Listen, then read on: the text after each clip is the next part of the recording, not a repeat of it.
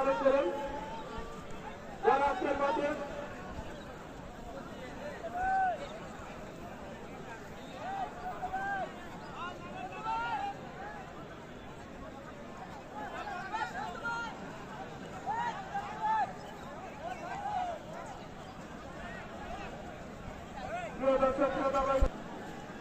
মাঠের উত্তর পাশে যারা রয়েছেন আমরা ইতিমধ্যে দেখতে পাচ্ছেন আপনারা দেখতে পাচ্ছেন যিনি আজকের খেলার উদ্বোধক সম্মানিত সভাপতি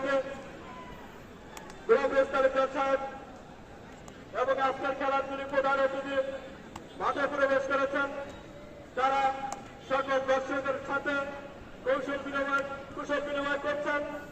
আপনারা দেখতে পাচ্ছেন খেলাটি আজকে সরাসরি লাইভ চলবে। যিনি হামলাকারী হলেন গ্রাম বাংলার বিভিন্ন খবর তুলে ধরেন সে আমাদের প্রাণপ্রিয় ছোট ভাই মমিদুল ইসলাম। খেলাটি সবাইকে দেখার জন্য সুযোগ করে দিবেন।